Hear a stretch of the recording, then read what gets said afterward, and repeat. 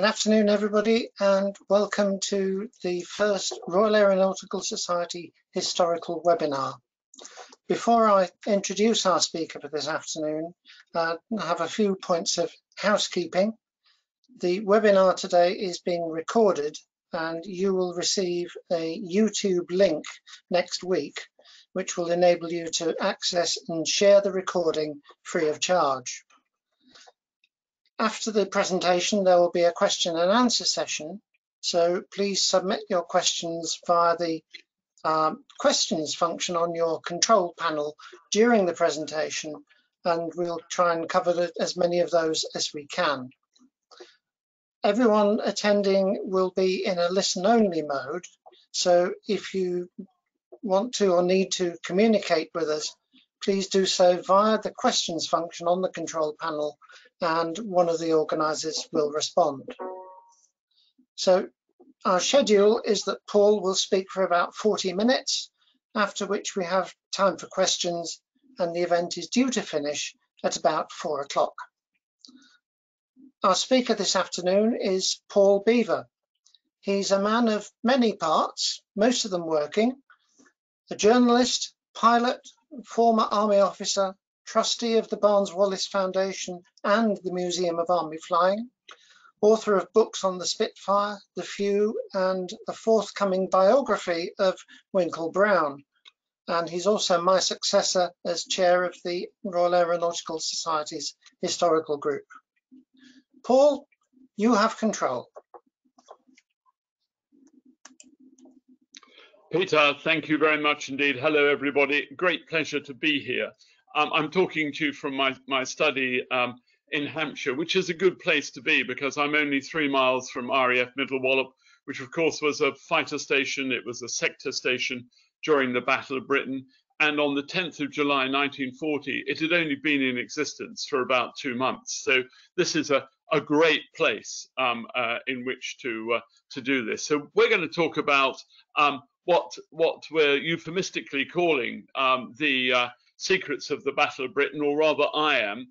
I'm sure you're going to tell me that you know some of these secrets, but it's always good to go back over the myths and legends of the battle. So let's get right into it and say, so when did the Battle of Britain actually start? Well, officially, it's the 10th of July. I've always felt that was probably the first day when the Royal Air Force managed to account for more aircraft than the Luftwaffe. But actually, it also coincides with the increase of Luftwaffe strikes against Channel shipping. So there is a legitimate reason for that. Recently, historians, and I'm one of them, have re-examined the Battle of Britain and said this is a very arbitrary date. Surely we should be looking at some alternatives. So I've started to do that, and I'll share some of that sort of thinking with you because I think it sets the scene quite nicely. Churchill said very famously what General Weygand has called the Battle of France is over and the Battle of Britain is about to begin. The Battle of Britain, the term, was actually first used on the 18th of June in the House of Commons by Churchill. So that was the first time. If you talked to any of the veterans, they would have told you they had no idea it was called the Battle of Britain. They had no idea that that's actually what they were fighting. They just thought they were part of another war, almost a continuation, many of them thought, of the First World War. So I'd like to give you an alternative for when the Battle of Britain could have started. So I think it's probably 1936, because it isn't when a war doesn't necessarily start when the first shooting starts. A battle doesn't necessarily start when the first shooting starts. I think we can go back to 1936. And I think that this is a really constructive way of looking at it, because this is when the national psyche and the government as a whole changed tack from that ridiculous situation in the early 30s that the bomber will always get through into an idea that actually there might just be a way of countering the bombers. In 1936, Royal Air Force Fighter Command and the other commands stood up. And that was important. That was the change from the air defense of Great Britain, a hangover from the First World War. Also in 1936, Dowding and his Chief Staff Officer, Keith Park, started to plan an integrated air defense system, which meant by the summer of 1940, the United Kingdom was the first country in the world to have an integrated picture of what the seas around it and the skies above it actually looked like. And this was not complex. It was just systematic.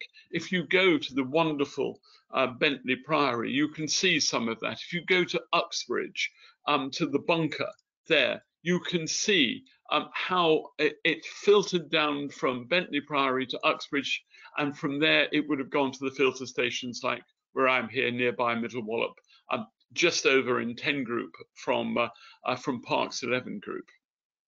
He did a lot of Park did a lot of work practicing for the Battle of Britain at RAF North Holt. A team there have recently reconstructed the room they used to start planning in the late 1930s how they would defend London. Worth trying to make an appointment at RAF North Holt to go and look at that. I think it's an amazing recreation down to the last detail, which includes the coat hooks are exactly period for 1940. So in my view, the Battle of Britain was being fought in terms of simulation and thought power for 4 years before it actually the fighting started.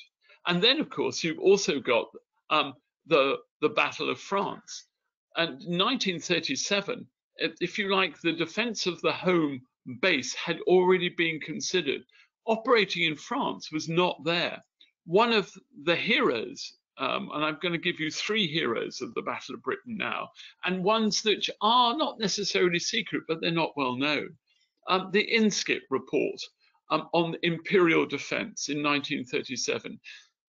Thomas Inskip was chosen by the cabinet because he didn't know anything about air power. They wanted a lawyer to go in and take a serious look at how we defend the country and its interests.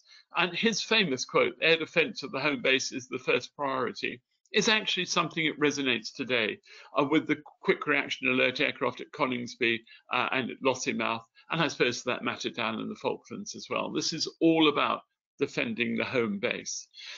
Inskip's report was instrumental in getting more money. And he had a very good relation with my next great hero, and this may surprise you.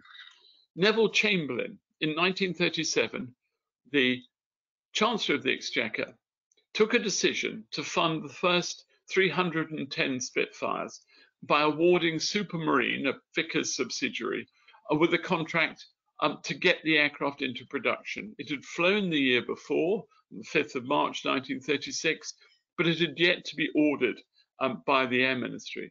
Churchill was not at this time in anyone's imagination as being the next Prime Minister, so we can't thank Churchill for the Spitfire and for ordering into production the Hurricane. This is absolutely in the hands of Neville Chamberlain.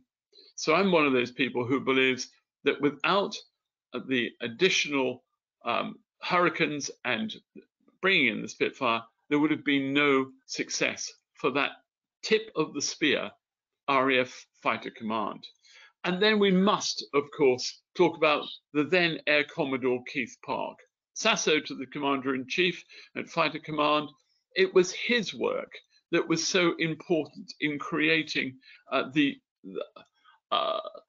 foundation for the Battle of Britain. So without the 1930s, there would have been no 1940 in my view. We would have been as bad as France. So in the Battle of France, there was no integrated air defense system. There was very little radio control. Most French generals did not believe in having radio communications. They believed in messengers and standing air patrols. So the ground was covered by people on horseback, and in the air, you'd go out and create a squadron level standing air patrol. And if just so happened the enemy came along when you were returning to base to refuel, well, so be it. And that posed us with a real problem, because Fighter Command in 1940, by the 10th of May when France was invaded, actually had started to practice, and most of the fighter squadrons understood integrated air defense system. So the first action which gave us that integrated air defense system a good testing was the Battle of Barking Creek on the 6th of September 1939. And of course, the first casualties were 2 Hurricanes shot down by Spitfires of number 74 Squadron. And that was because we hadn't yet worked out the way to use radar. Radar was operational, but it gave you a backscatter as well as a forward look. So when returning Hurricanes who'd misidentified or been sent off to identify a rogue aircraft started to return to London, controllers thought this was an incoming raid and scrambled more aircraft. It was a whole morass. But rather like Dieppe helped identify and to inform for D-Day, the same way Barking Creek helped to identify for the Battle of Britain. But going back to the Battle of France, if you just look at these loss figures, you can see how badly off we were, but also just note that third line. The Luftwaffe had lost 367 fighters in the Battle of France. Now, we'd lost a large number of Hurricanes, only 76 in air combat.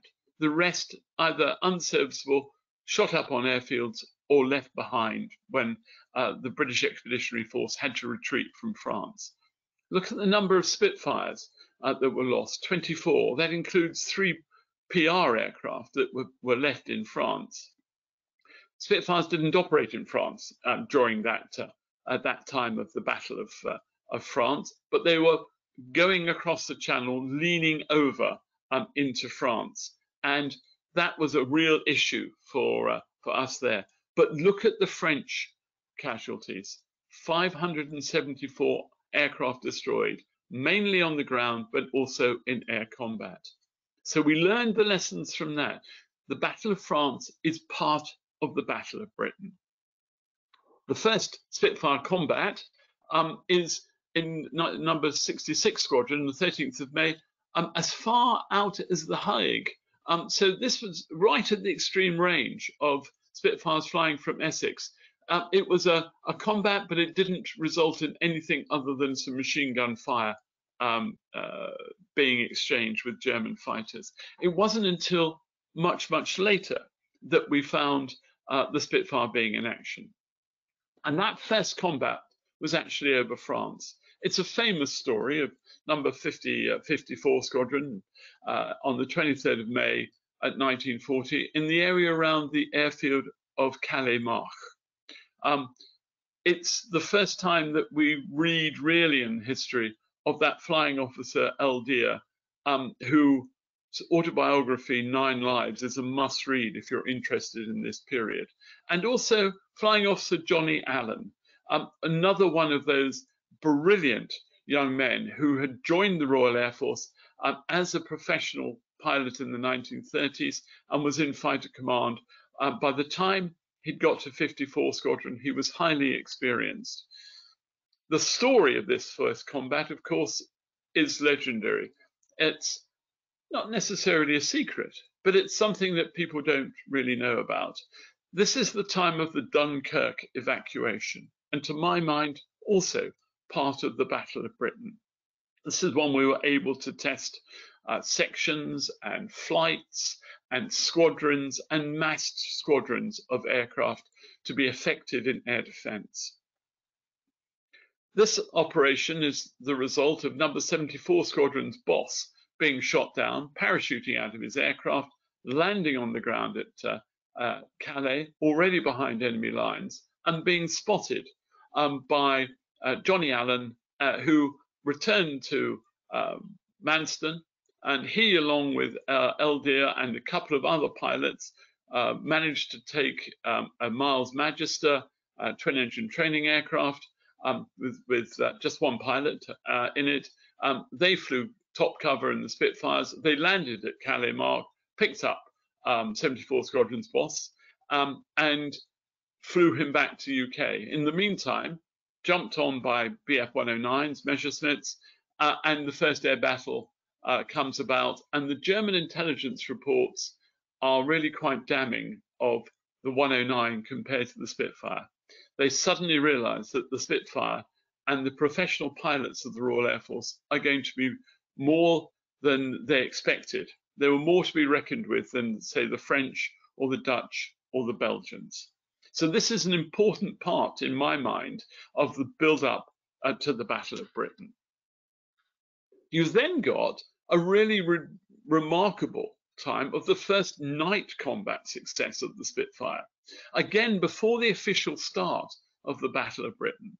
And this is Sailor Milan of number 74 Squadron, one of the greater tactical leaders of both the Battle of Britain and later in the Second World War, a man of amazing character, a man who I suppose was ahead of his time, a South African, not in the slightest bit impressed with apartheid, went back after the war and did what he could to bring about today's multinational, multi-ethnic, rather, country of South Africa. But at the time, the 18th and 19th of June, he decided that he would be available should there be a night scramble. He got airborne. In the moonlight, he was lucky enough to see a German bomber, identify it as such, and shoot it down.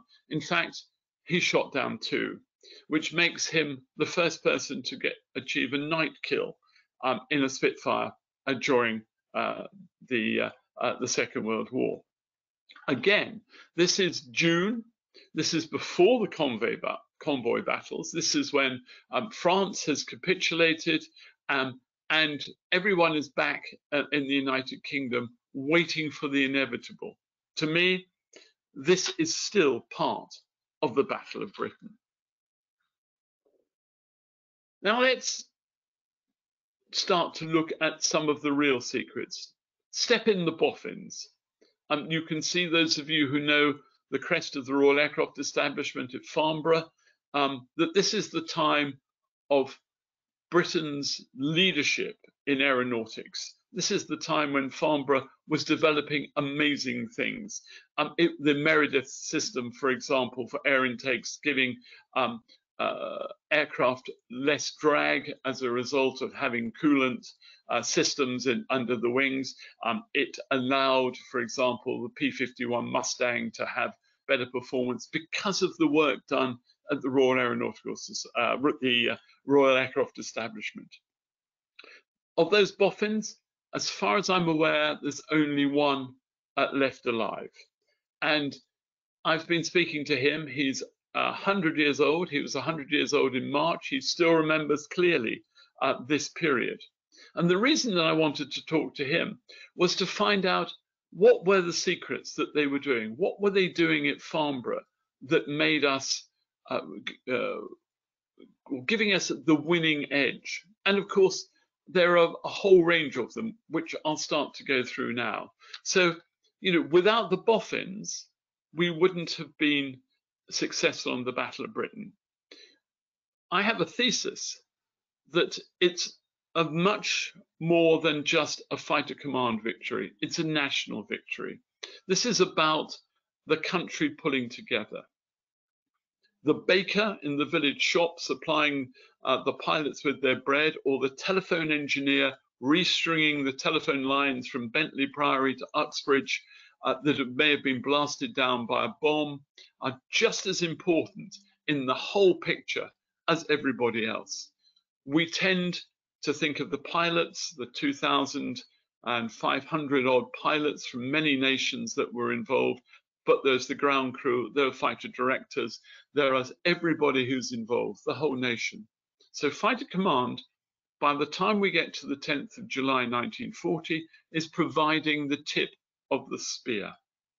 But without people like the Boffins, without people just going about doing their ordinary job but pulling in the same direction, we would not have won the Battle of Britain.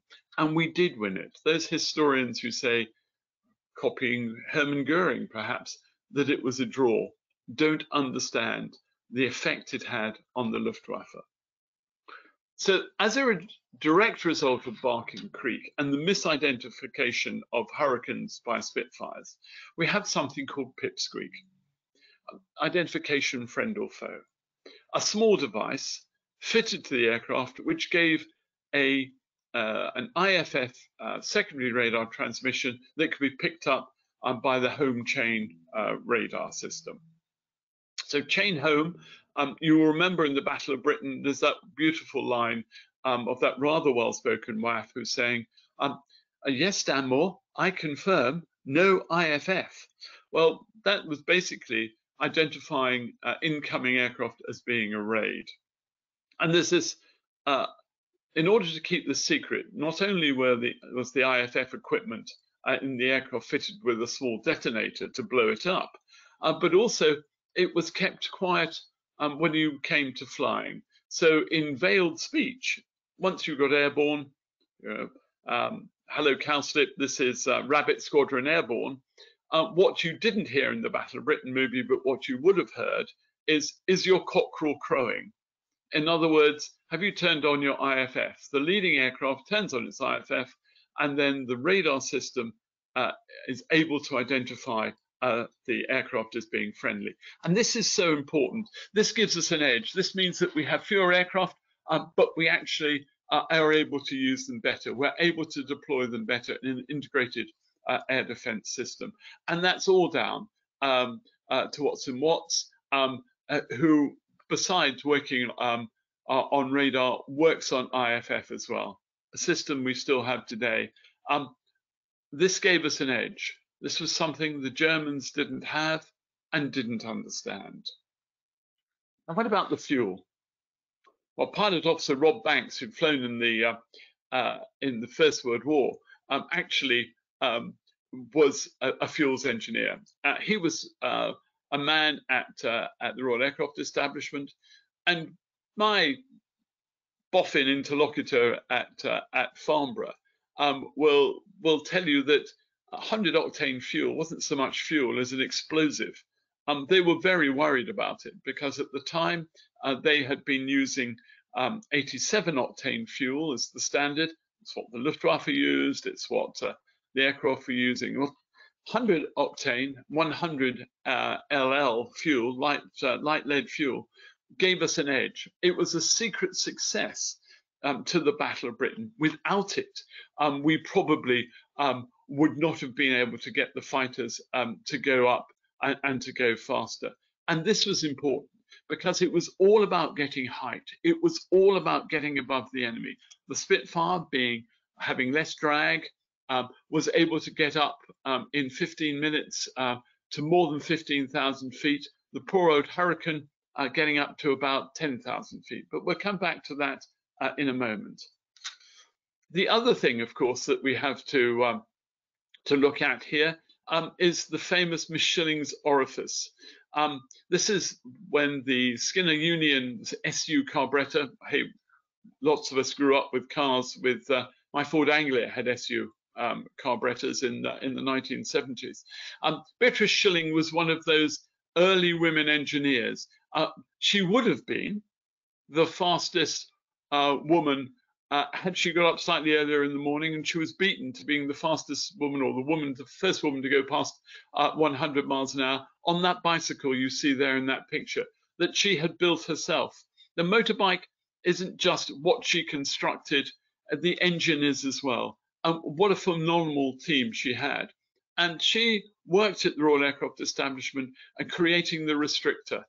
Basically, it's a small washer that goes into the carburetor onto the float, which stops the carburetor either riching out or having too much air, so it becomes lean. And you see that even today, the early Mark Merlin engines. There's this puff of black smoke as the engine goes to too rich in certain manoeuvres. Now, she and her team in the winter of 1940, from the end of the Battle of Britain through into 1941, went to every station and replaced every single carburetor or modified them with this restrictor. What a shock that must have been in a day when women weren't supposed to be engineers. Without her, we would perhaps have not got the successes at the end of the Battle of Britain. And it was people like her who were so important. What about getting up into speed? Well, what about the increased climb rate that we were able to get by having constant speed propellers? To me, this is another secret. This is learned in the Battle of France, that fixed pitch propellers weren't going to work. And it's a test, I think, a testament to the skill of Rotor, which was created by Rolls-Royce down at Cheltenham, and by de Havilland at Hatfield, that they were able to create these high-speed propellers, and the propeller boss in particular. So ordered on the 9th of June, air tested on the 16th of June, and by the 31st of July, every single Spitfire was modified, followed by every single Hurricane. And for the Spitfire, this gave them an extra 730 feet a minute in the climb. This is so important. This is a secret to success in the Battle of Britain. And I would urge you to think on that. We're talking here of a 6-week flash to bang time for an urgent operational requirement, something that planners today can only dream of, I would suggest. And you might say, well, it's simpler, but actually I think it's really rather effective. Another secret, I think, of the Battle of Britain was the way in which we pitched the people. We used the people to galvanize public opinion. We used people like Eric Locke, sawn-off Locke, as he was called, because he was actually 5'5", 1 inch shorter than he should have been allowed to have joined the Royal Air Force. But of course, he fitted perfectly into that small cockpit of the Spitfire. I flew with number 41 Squadron at Hornchurch, and he was very new into the game of being a fighter pilot. By the end of the Battle of Britain, he'd scored 21 confirmed kills. That makes him an ace 4 times over. He didn't fly with that dog that's there, but he was a man who understood the importance of having, if you like, a prop when it comes to PR. So the Battle of Britain has another secret face, and that's of media and public relations. Eric Locke is also, and as an army officer, it pains me to say this, he was an officer who carried a comb to comb his hair. We army officers, of course, only carry hairbrushes, and they're kept by our batmen. But it's really interesting that he is ace of aces in the Battle of Britain, but he's also a man who understands the corporate communications message. Another important part, in my mind, of the Battle of Britain. This famous line, it comes from the Battle of Britain: Hurricanes take the bombers, Spitfires take the fighters. And there are two things that come out of this, which I think people don't understand. One is armament, and the other is climbing power. Now, we've heard from the BBC a documentary series, or a documentary that's been aired on the 10th, 11th and 12th of July about a young 13-year-old girl, Hilary Hill, who was able to do the calculus required at the age of 13 to help her father, a senior civil servant in the Air Ministry, to work out the cubic capacity and the like of the wings of Spitfires and Hurricanes so they could fit more guns in. In 1934, we were looking for new fighters. At the time, we were happy enough as a country to think that, well, actually 2 machine guns would do it. That's what worked in the First World War. Bet that will happen again. Somebody had the radical idea of making that 4. But there were people, Hugh Dowding being one of them, Air Marshal Freeman being another, who said, actually, we need the greatest amount of hitting power we can get. The secret of success is in the fact that 8 machine guns that are brought together at 250 yards gives you a huge punch of metal. Yes, it would have been better to have had cannon, but we weren't there yet. It took another 6 months to get proper working cannon in the Spitfire. However, having the Hurricanes going after the bombers was good because the aircraft was a stable gun platform, and because of the positioning of the guns in the wings. They were grouped 4 together in each wing, which gave them a better hitting power. The Spitfire, with its spaced out guns, had a more spread out hitting power. And do remember that we're only talking about 14.7 seconds of ammunition for 8 guns, not 42 seconds, as you might have seen in a recent movie where a Spitfire, which also seems to be able to glide for at least 5 minutes without fuel. This is an important time that pilots learned how to make the most, a 2 or 3 second burst of machine gun power. What we found with the Hurricane, it was better at dealing with the armor on German bombers than the Spitfire, and the Spitfire was better at dealing with fighters.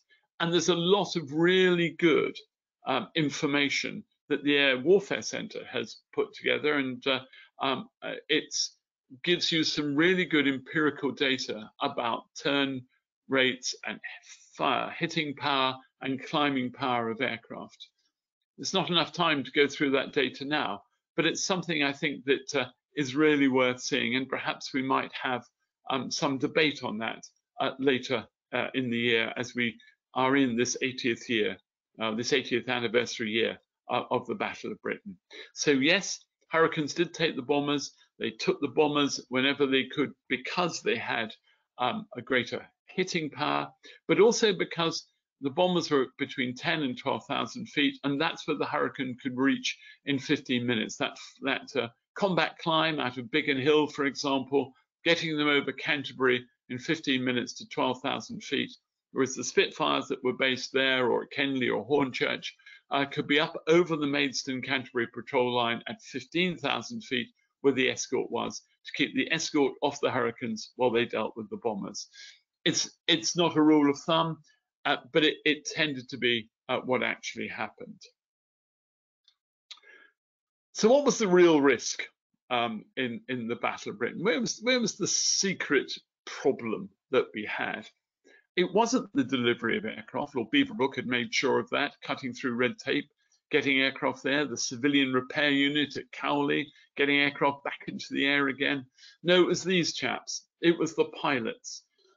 We had a good system being developed, not just with the regulars, but also the Volunteer Reserve and also the Royal Auxiliary Air Force, those county squadrons who became so successful in the Battle of Britain. Here at Middle Wallop, our own 609 squadron, for example, West Riding, first squadron to get to 100 kills, mainly both officers and senior NCOs coming from the farming communities of the West Riding of Yorkshire. They worked together before the war, they worked together well during the war. So it was the pilots, but we were short of pilots. If anything was going to stop us from winning, and I would say we were always going to win the Battle of Britain because we'd planned for it. We had the integrated air defense system, we had the technologies from Farnborough, we had all of that put together, and we were always going to win. So what do we have to do? Well, this is a bit of a secret in my view. The Fleet Air Arm contribution, the 56 pilots and 2 fighter squadrons, which were part of the Battle of Britain. For 20 years, it was almost denied by the Air Ministry that there were such naval personnel flying, and the Admiralty chose not to mention it either because they were far more interested in fighting for battleships still, I think, after the war. But 56 pilots, including in the cover of the book there on the left, Dickie Cork, who was Barder's wingman, who Barder described as an exceptional fighter pilot, and in a combat report said he felt that Dickie Cork, considering that he was new to the Hurricane, was an amazing fighter pilot, and he wished he could promote him immediately to a flight commander. The other person there is Arthur Blake, of course, because he is a lieutenant in the Royal Navy, number 19 Squadron at Duxford, with whom he flew, decided he needed to be called Admiral Blake. So he was known as the Admiral. Sadly, he didn't live to see the end of the Battle of Britain. He was one of the 9 naval pilots who gave their lives either flying with Hurricane or with Spitfire squadrons across 10, 11 and 12 groups of RAF Fighter Command. The 2 fighter squadrons, they were based up in the north, and they were busy flying naval fighter aircraft that had been disembarked from aircraft carriers because, quite frankly, we'd started to lose aircraft carriers and there weren't the decks for them. The Sea Gladiator, in this picture, famous, of course, in the defense of Malta a year later, it was the same Sea Gladiators from HMS Glorious, which had been sunk in the Norway campaign just before the Battle of Britain, defending Scapa Flow, and coming in at the end, the American Martlet that we'd taken Wildcats that were going to be delivered to the French and impressed them into naval service. And in the background photograph there, the Fulmar, an aeroplane with the Merlin engine, looks not dissimilar to a rather stretched Hurricane, but of course it has a crew of 2 because it needs an observer radio operator in a naval aircraft that's going to operate from carriers over water out of range of land. I think this is important to look at in the Battle of Britain because it shows you exactly what's going on today with carrier strike and with 617 Squadron being commanded by a naval officer, even though it's a Royal Air Force Squadron. 809 Squadron will stand up soon with the F-35, initially commanded by a naval officer, but then it will be commanded by an Air Force officer. This working together now actually isn't new for neither the Royal Air Force nor the Royal Navy. They did it in the Battle of Britain. And the secret to it was at the right rank, you admire the professionalism of the other. So now we've got to the stage, and if you want, of course, an endorsement for your book, I do recommend that you have somebody like Winston Churchill read the book and do the review for you. So my book on the Spitfire has a lot of what I've been talking about there. It's not just, of course, about the Battle of Britain. So I've been talking for the last 40 minutes about things which I think are secret, not in the sense that they're official secrets or they're top secret, but things which I believe are important for us to know about the Battle of Britain as we spend the next 4 months looking at the Battle of Britain and looking at where it stands in our national story. I'm so sorry to see that the Times newspaper again is reporting that the youth of today, young people, are not taught about the Battle of Britain. Some 40% of those questions thought it was a battle during the English Civil War 400 years ago. But with that, back to Peter for the Q&A, and I'll be happy to try and answer any of your questions or take your criticism.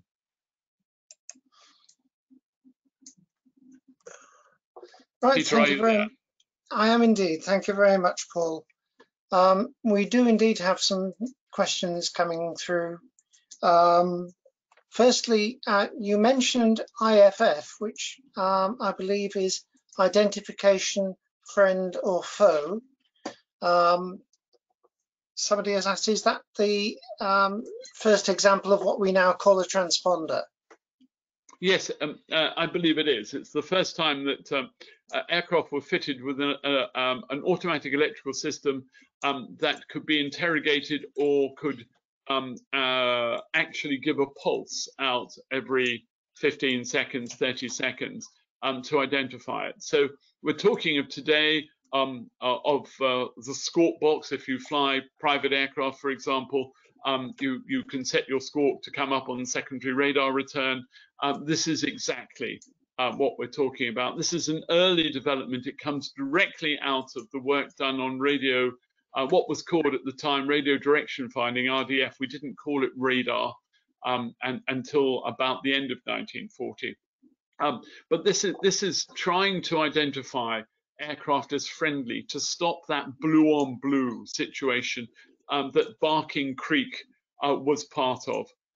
In the air, in the heat of battle, even trained Spitfire pilots at the time couldn't identify Hurricanes, even though they were based at the same airfield. And it's quite a remarkable, I think, example of what happens in the heat of battle. But yes, IFF, pipsqueak, is very much about transponders. And of course, we were able to use it throughout the war. The Germans, it took them some time to develop it. It wasn't until they captured an intact aircraft and got that and back engineered it. Thanks for that. Somebody has asked, what is in your view, what's the one particular piece of technology that made the most difference in the battle?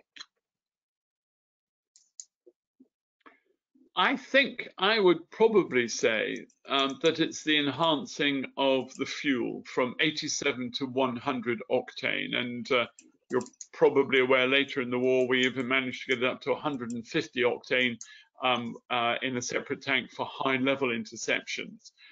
This is all about making the aspirating engine work better. It gives you better carburation, better ignition, better performance. I think that having that for the Spitfires and Hurricanes negated some of the issues they had in performance against the Bf-109, particularly the E4 variant, which came in at the end of the Battle of Britain in September 1940, giving them a better climb rate and being able to outclimb the 109. But it also gave them the ability to gain height quickly and to be able to push up that 15-minute combat climb from 15,000 feet to 16,000 or 17,000 feet, which gives you that advantage of height. Others would say that perhaps it was pipsqueak, it was IFF that was the advantage, or the constant speed propeller enabling you to go from, or the propeller to go constant fine as it required to do. You didn't have to set it yourself, or as in the beginning of the Battle of France, where there were wooden fixed propellers. All of those things, I think, came along. And the other thing that started to come along, which I didn't mention, was the way in which we changed the canopies on the fighter, on the Spitfire fighter in particular, into a blown canopy at the side, so you could see round behind you. The Hurricane, I'm afraid, was left with that latticework Hurricane for the whole of its career in the Royal Air Force. But there are a number of pieces of technology. It's worth, it's very much, of course, a subject that Royal Aeronautical Society is interested in. Is where does that sort of history of that technology, what lessons can we learn from 80 years ago that we might apply today in generic terms about technology? How do we speed up technological development? And I've got two related questions, Paul. Firstly, could you say something about foreign aircrew serving with the RAF?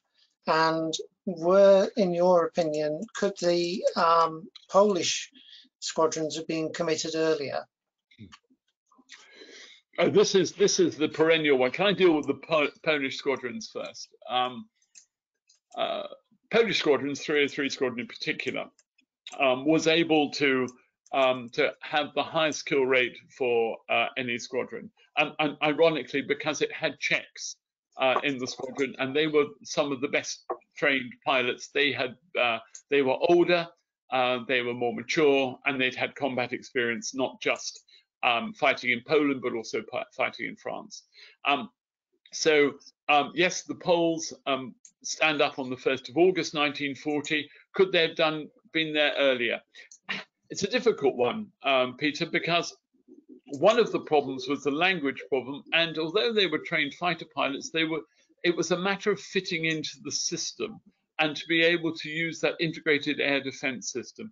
There have been several movies that have come out in the last 2 or 3 years, which have tried to pour scorn on the officers of the Royal Air Force for not using the Poles, saying, this was a waste. Actually, I think there is merit in leaving the Poles and formed units until August, but taking individual Poles who joined, what, like 69 Squadron at Middle Wallop, they had 3 Poles by August who were flying with them.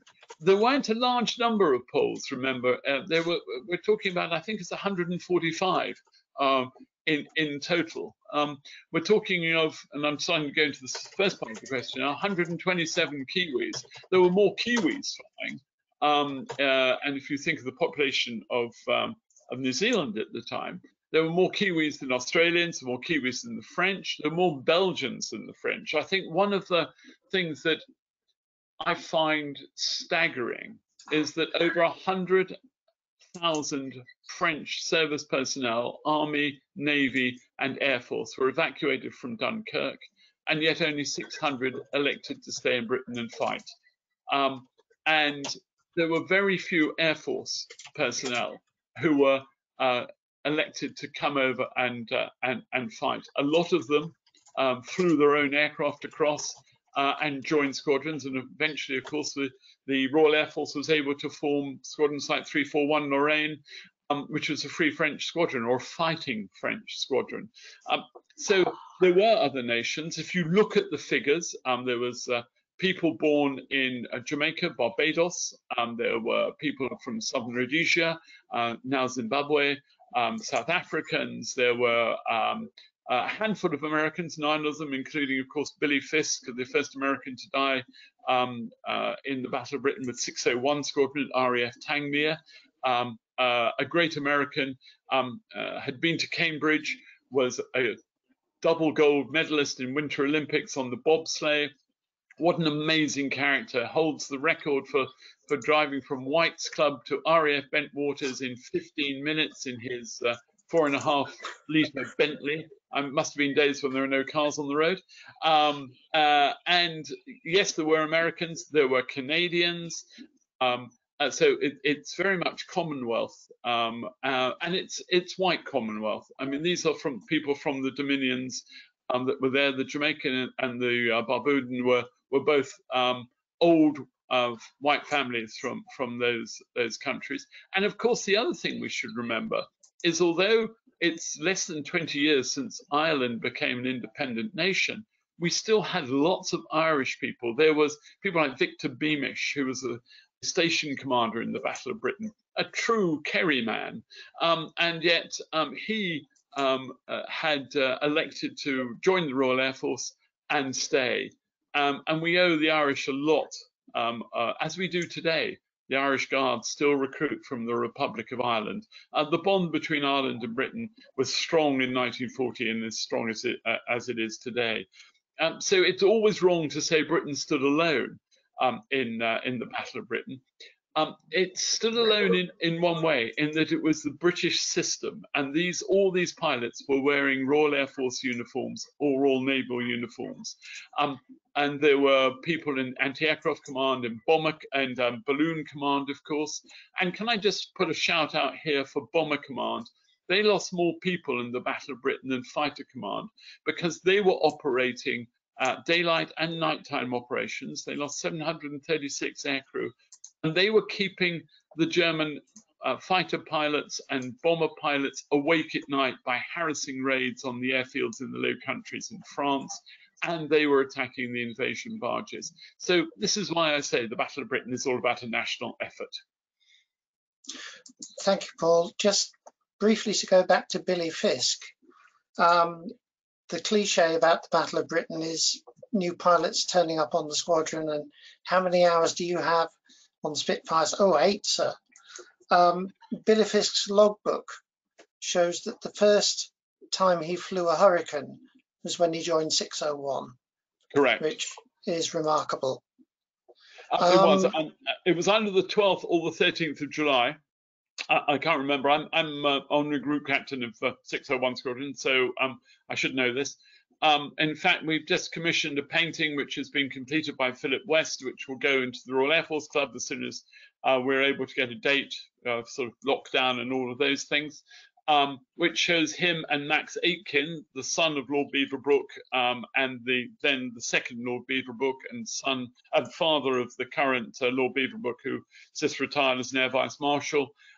Shows them on patrol over the South coast. And Billy Fiske sadly lasted only, what, 5 weeks, I think, in air combat, but did score and did save his Hurricane, even though it was on fire, and crash landed at Tangmere, sacrificing his own life in doing so, and of course had a state funeral in effect at Boxgrove Priory, and it is an incredible story of Billy Fiske, and it does demonstrate how desperate we were for pilots. That his first his theatre for Mill, his conversion to the Hurricane was a war flight. It was a morning patrol, a dawn patrol, a standing patrol over Chichester and Tangmere Airfield. Okay, I think we've got time just for 2 more. We've talked about the Dowding and Park system, and there was a system in the First World War for tracking airships and Gothas and such like, put together by General Ashmore. Can you say much about the difference, with the obvious exception of radar, the differences between the Dowding system and Ashmore?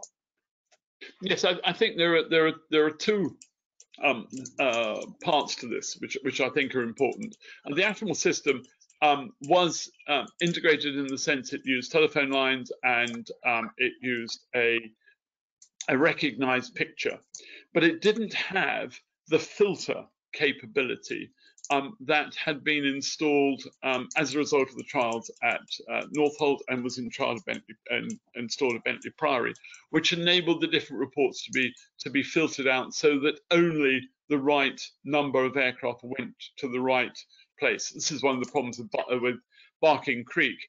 It really only needed perhaps a Vic of 3 Spitfires or Hurricanes to go and look at this unidentified aircraft on the 6th of September. It didn't require a whole squadron and then a backup squadron to be launched. So we learned a lot from that. That would have been the First World War way of doing it because of serviceability of aircraft or not being able to find them, not having being able to have the fighter directors using radio to direct them. So we've got both VHF FM radios, 2-way communication. We've got automatic IFF. We've got the filter system. We've got radar. We've got the observer core. All of these function in the Dowding system and function well. And it's a very quick and clear-cut system.